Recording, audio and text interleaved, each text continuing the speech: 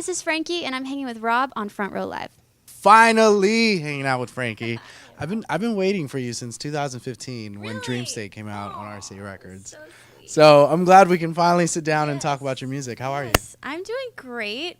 It's so nice to be in my house with you. I've never done an interview here, and I just Really? immediately feel comfortable. All right, this is an exclusive, guys. Yes, exclusive. But things are going great. I'm so happy you like Dream State. Yeah, that That's was like amazing. the first time I heard of you, and I was like, "Who is this artist?" But you were, I don't know, those couple years were like busy for you. Yeah, I mean, it's kind of been like nonstop since. Like, I always pinch myself that I can't believe I've been able to do music as a job for this long. Right. Yeah, knock on wood. And on top of that, living in LA. Yeah. I don't think it's easy for anybody to live in LA. You have to have multiple jobs, and then for you, you're a musician. So where are you gonna have a job? Like I know, that's already hard. I know. I'm like, my voice paid for this. Wow, that's insane. But yeah, I just released my new EP, Stages, last month, which was all about the 7 stages of grief that I went through during a bad breakup. Right. And so it's been really nice because I feel like Dream State was like an amazing just like opener for me and like show my kind of unique take on pop. And then Stages is like way into my soul and like, you know, just also showing different genres as well, like my little like, you know, putting my foot in different genres and yeah, a lot deeper. So it's been nice to have those two be my babies. Right. How did you feel, that transition from Dream State to everything else that you released up until Stages EP? Like, do you feel like that kind of transition or evolution was something that was just like a natural progression for you, or were you constantly trying to figure out like what kind of sound you wanted to do?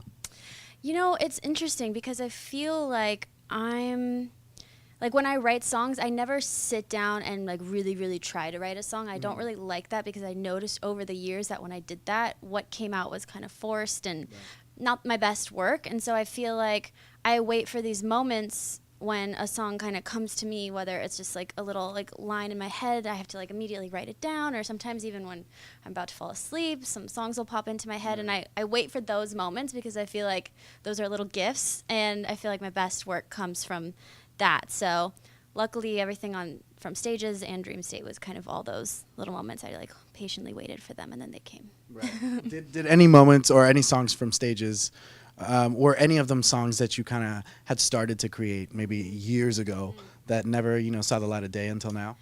That's such a great question. So 2 songs from Stages were pretty old songs. Like the song Strangers I wrote with the boys right after Dream State came out, and it was actually about my first love ever. And then when I was going through this breakup, I reheard that song after it kind of been like put away for a little bit, and I was like, oh my God, this is exactly what I'm going through all over again. And I was like, well, this has to be on it because it's like one of those songs that will always kind of I'll relate to. And so that one had a rebirth, and then the song Good Enough we had written for a really long time as well, and it was kind of about something else, and then I reheard it and heard this in this new light, and we kind of added to it, and we added this live orchestra to it, and it just became such a moment. But those 2 songs stemmed from way back when, which is fun. I like that they're reborn. Good Enough, you added the orchestra to it, but what did you do to the other song? Did it change at all as far as like sonically?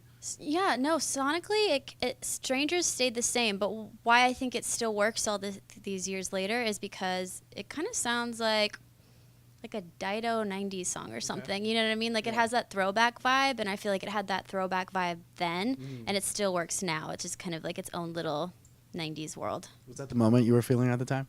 Totally. I'm always feeling 90s in my platform sneakers. So, creating Stages EP, you opened up a little more because you talked about grief, you talked about these relationships. So, vulnerability was obviously a big factor here. So, how did you get comfortable in doing so? I didn't even realize that the EP was going to be this concept. I had just gone through this really bad breakup, and I'm one of those people, like I said, I can't like force anything. So it's like this was therapy for me. Like I was just writing all of these songs, and only until I wrote the last track, When I'm Ready, which is I guess the acceptance stage, if you will, is when I looked back and like heard all the songs I wrote last year and was like, oh wow, like it's just different takes on the same subject. Like, it was the only thing I could express myself on. And it was the only thing that would help me heal. It was like every song I was getting a little bit better, closer to being healed. And so I didn't think of it going in like, this is going to be my EP and this is what I'm going to write about. It was like, this is what I wrote. And then I like just kind of put it all together into a thread that made sense. Right. Yeah. Now, who produced this record? Did you do it yourself? So most of the record was produced by me, or not only me, Ben Rose, and then I like help him and like say my 2 cents, and I'm like, make it sound like this, make it. But he does his like brilliant thing all on his own, and then a few other tracks were like within sessions that I had, which were great, like because I feel like Dream State was kind of all me and the boys, and it was kind of cool dipping my toes and working with other people and getting their sonic taste on it as well. Now, for those that aren't familiar, who are those boys? So Ben Rose, Joey Orton, who's written pretty much every song that's ever been out with me. Petro, who did Dream State, did a few songs on STA7GES, and then that's like my core. Okay. And then I dipped with other people. What is it about them that, you know, you've been working on with them for years now? Yeah. So what is it about them that keeps you coming back to them? Well, we're truly best friends, and it's actually more than that. They're family at this point, and, you know, they're like the moles I can't remove, I always say. I'm like, go away. I know about that. Right here. So it's always so nice because I feel like, especially when you are going through such a vulnerable thing, I mean, the people you want to cry to are your best friends. Right. So when I was going through all of that, they were the people I felt most comfortable being like, here's what's happening. Let's write about it. And right. You know, they know me so well, and we've created this sound together that, you know, they add to it the most. So do you think, had they not been in the picture for this EP, do you think you would have been able to open up to any other producer? Maybe it would have been a different record? Totally. Yeah. I mean, it's kind of true because sometimes when you meet these people and you're in a session and you're meeting someone, you know, you don't really know each other, so you're just kind of trying to write a song that everybody can relate to. But what's so nice about this is I was like, no, I'm depressed. We need to write about this sad song. I don't really care if it's like the most relatable thing ever. We're just going to do it. Right. So it definitely would have been a different record, but I really like how personal this one is. Right. And funny enough, people are relating to it more. Yeah. You know? Yeah. We feel it. I mean, it's a fun record. You listen to it and it sounds fun, but when you actually listen to the lyrics, you actually understand what's really going on. But, you know, on top of that, not only is it like one of your first personal records, but I feel like it's also an independent record. You did this all on your own. So what kind of challenge did that have in itself, like in order to create and make this EP happen? Well, what was so nice was that it kind of was the ultimate freedom. You know, sometimes you get put on these pressure on yourself to make such a perfect record that the world will love. And it was just kind of nice, like we said earlier, just going really deep and making something like to help me heal, and then in hopes to help others heal and not have any third-party opinions on it. So I could just kind of make whatever I wanted to make. Right. It was nice. It was great. And now that you kind of experience like this, you know, doing this on your own, independent artistry, like, is that a route you want to kind of continue to go towards, or do you want to try and get back into the label game?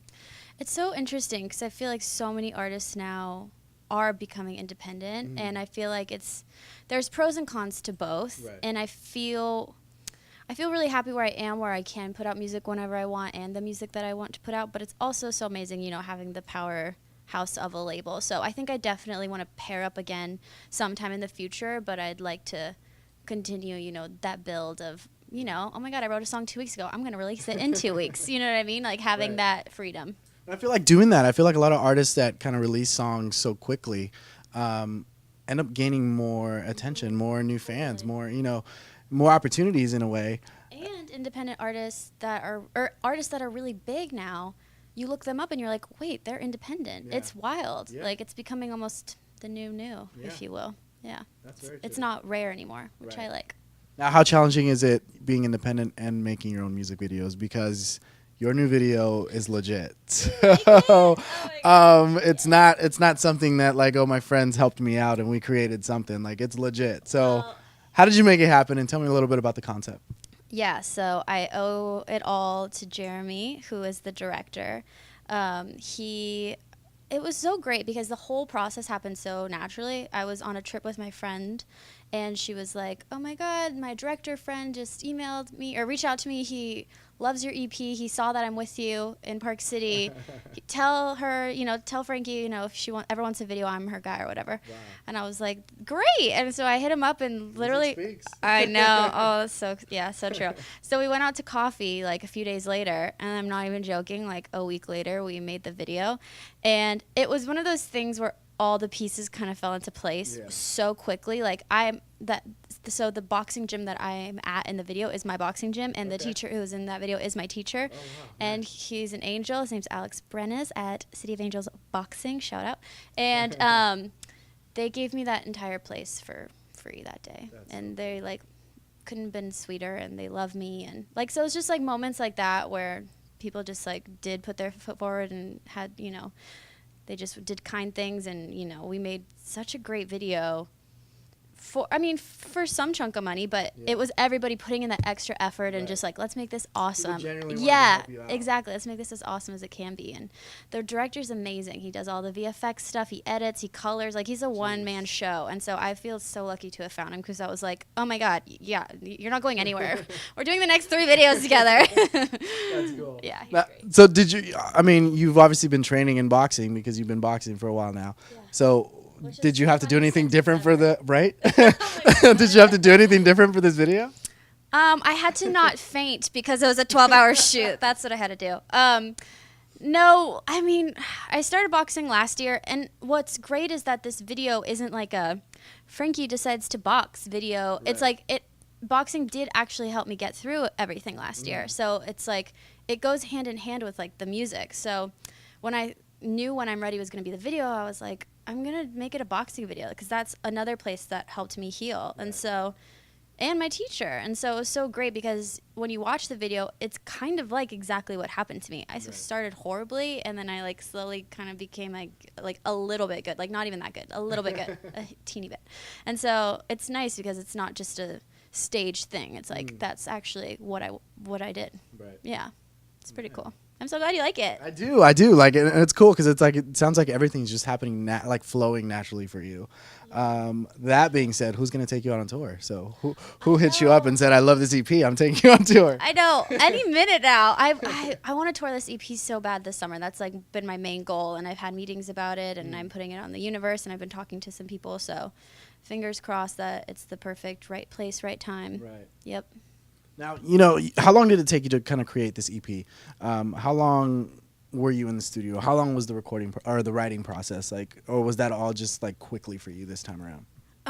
It was about a year to do that whole thing. I mean, I had, again, those stems of those 2 songs, but I mean, it took a year to kind of write everything. And only when I wrote When I'm Ready, which was, so it was about summertime when I wrote When I'm Ready last summer. And that's when I knew the writing was done. Okay. And then, gearing up for the release and stuff took a few months, and photo shoots, and like what song to go first, all that stuff you kind of have to think about. But I would say writing took 6 to 9 months of just me, like, the boys were like, can we write about something else? I'm like, no. This is all I can think about. For the next record. Exactly. And it's so nice because now that it's out, it feels like a weight off my shoulders. Yeah. And now I'm like, I just want to write like a fun summer song. Like, I just want to like drink on the beach and like la-di-da. You still have some time. Oh, yeah, for sure. Oh, we're working on it. Don't worry. What was the biggest challenge with this EP? What was the song that kind of made it the most difficult to create or to finalize for this EP? Probably Good Enough, because we loved the demo so much, and there was something so magical to it from a few years ago that we didn't want to take away that, but we knew that it could become so much better. Right. So just adding the orchestra, redoing the vocals, but still keeping that, sometimes a demo, it can just have some magic to it. And so I feel like it's not like we went through a lot of versions, but we just really took our time to make sure that it was sonically perfect in our ears and gave us goosebumps at the right moments and all that stuff. So that one took the most love, but worth it in the end, because it's definitely one of my favorites, if not my favorite. So special. I'm surprised you're actually saying you're actually picking a favorite. I know, I really can't. They're all my children. They're all my children. Don't tell the other ones. Vocalization wise, did you do anything different this time around? I mean, yeah, again, for Good Enough, it's such a like piano ballad, like classical moment that I'm, in the first EP, besides Chaos, I mean, I was really like pop. And so just to have that really belty, show-offy type of song was new for me for sure. And I feel like even with the other songs, just over time, I feel like I've gotten so much better at recording and stuff and making my voice its own instrument as much as it can be in these songs. So a lot of harmonies, a lot of weird things in the background, a lot of what can I do with my voice that people don't even know will be my voice in these tracks. Nice. So that was definitely a big thing in the CP.